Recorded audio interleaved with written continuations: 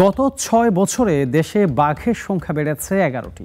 বাঘের একমাত্র আশ্রয়স্থল সুন্দরবনে জরিপ চালিয়ে এই সংখ্যা পেয়েছে বন বিভাগ।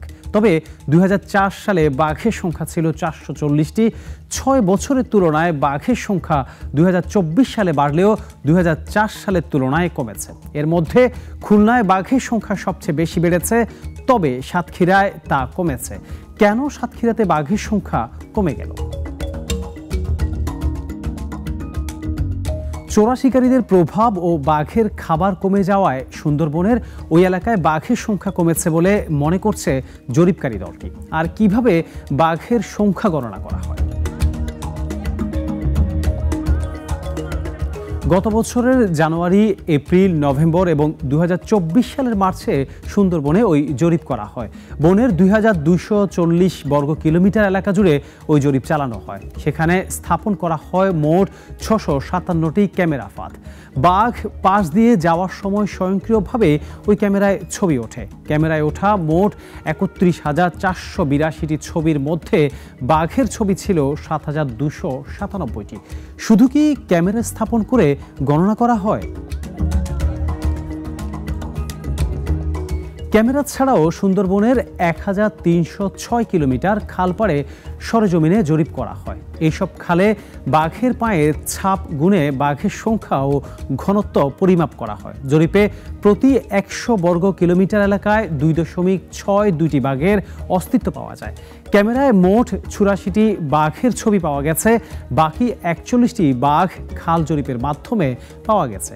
ক্যামেরায় কিভাবে ধরা পড়ে বাঘের ছবি?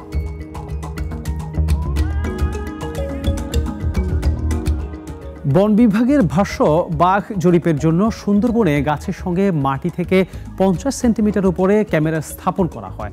ক্যামেরার সামনে দিয়ে কোনো বাঘ বা অন্য যে কোনো প্রাণী গেলে ক্যামেরা স্বয়ংক্রিয়ভাবে সেটি ছবি ও ১০ সেকেন্ডের ভিডিও ধারণ করে রাখে। এরপর ক্যামেরার ট্র্যাপিংয়ে পাওয়া ছবি বন অধিদপ্তরের রিসোর্স ইনফরমেশন ম্যানেজমেন্ট সিস্টেম ইউনিটে বিশ্লেষণ করে বাঘের সংখ্যা নির্ধারণ করা হয়। এছাড়া সুন্দরবনের খালে সাধারণত সব বাঘ পানি খেতে আসে। এতে খালের পাড়ে বাঘের পায়ের ছাপ পড়ে। বাঘের ধরন অনুযায়ী ওই ছাপ ভিন্ন হয়। এভাবে পায়ের ছাপ দেখেও বাঘের সংখ্যা গণা যায়। বিশাল সুন্দরবনে ডোরাকাটা একই রঙের, একই রকম দেখতে বাঘগুলো কিভাবে আলাদাভাবে শনাক্ত করা হয়? এমন প্রশ্নের জবাবে বাঘ সংরক্ষণ প্রকল্পের পরিচালক আবু নাসের মহসিন হোসেন বলেন, একজন মানুষের আঙ্গুলের ছাপের সঙ্গে আরেকজনের ছাপের যেমন মিল নেই, তেমনি একটি বাঘের ডোরাকাটার সঙ্গে আরেকটি বাঘেরও মিল থাকে না। ক্যামেরায় এক একটি বাঘের শতাধিক ছবিও ওঠে। সেই সব ছবি সংগ্রহের পর কম্পিউটারের সফটওয়্যারে প্রতিটি বাঘের আলাদা করে তথ্য উপাত্ত বিশ্লেষণ করেই জানা যায় সুন্দরবনে ঠিক কতগুলো বাঘ আছে। বাঘের সংখ্যা কি আশানুরূপ বেড়েছে?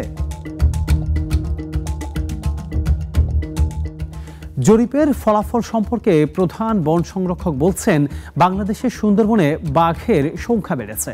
ওই সংখ্যা আরও বাড়ানোর ব্যাপারে তারা চেষ্টা করছে। সবার সহযোগিতার মাধ্যমে তা সম্ভব হবে বলে মনে করেন তিনি। কয়টি পুরুষ আর কয়টি নারী বাঘ এবার জরিপে পাওয়া গেছে? এবারের জরিপে সুন্দরবনের খুলনা অংশে বাঘের নারী পুরুষের সংখ্যার ক্ষেত্রে বেশ অসামঞ্জস্যপূর্ণ অবস্থা দেখা গেছে। ক্যামেরা জরিপে দেখতে পাওয়া ৮৪টি বাঘের মধ্যে ২১টি নারী ও ৬২টি পুরুষ বাঘ। আর একটি বাঘ নারী না পুরুষ তা নির্ধারণ করা যায়নি। সামগ্রিকভাবে বাঘের নারী ও পুরুষের ওই সংখ্যার ভারসাম্য ঠিক আছে বলে মনে করছেন বন্যপ্রাণী বিশেষজ্ঞরা। নারী ও পুরুষ বাঘের সংখ্যা কোন রেঞ্জে কেমন? তবে জরিপে খুলনা রেঞ্জে বাঘের নারী ও পুরুষের ক্ষেত্রে বেশ ভারসাম্যহীনতা দেখা গেছে। ওই এলাকায় একটি পুরুষ বাঘের বিপরীতে ১২টি নারী বাঘ দেখা গেছে। অর্থাৎ ওই এলাকায় একটি বাঘ মারা গেলে পুরো এলাকা পুরুষ বাঘ শূন্য হয়ে যাওয়ার ঝুঁকি রয়েছে। অন্যদিকে সাতক্ষীরা রেঞ্জে বাঘের সংখ্যা কমে যাওয়ার কারণ হিসেবে চোরা শিকারীদের ভূমিকার কথা প্রতিবেদনে বলা হয়েছে। তবে ওই শিকারীদের বড় অংশ বাঘের বাচ্চা ও অঙ্গ প্রত্যঙ্গ বিশ্বের বিভিন্ন দেশে পাচার করে বলে অন্যান্য গবেষণায় বেরিয়ে এসেছে। বাঘের সংখ্যা কি ভবিষ্যতে বাড়বে? তবে ওই জরিপে দেশের বাঘের সংখ্যা নিয়ে আরেকটি ইতিবাচক দিক ফুটে উঠেছে। এর আগে দুটি জরিপে 2018 ও 2015 সালে অপরিণত বা শিশু বাঘের সংখ্যা পাওয়া গিয়েছিল 5টি, এবার তা 21টি পাওয়া গেছে। এই সংখ্যা ভবিষ্যতে বাঘ আরও বাড়ার ইঙ্গিত বলেও মনে করছেন বিশেষজ্ঞরা। বন বিভাগ সূত্র জানায় 2004 সালের জরিপে সুন্দরবনে বাঘের সংখ্যা ছিল 440টি। এটি পর্যায়ক্রমে কমে 2018 সালে এসে এই সংখ্যা 114টি।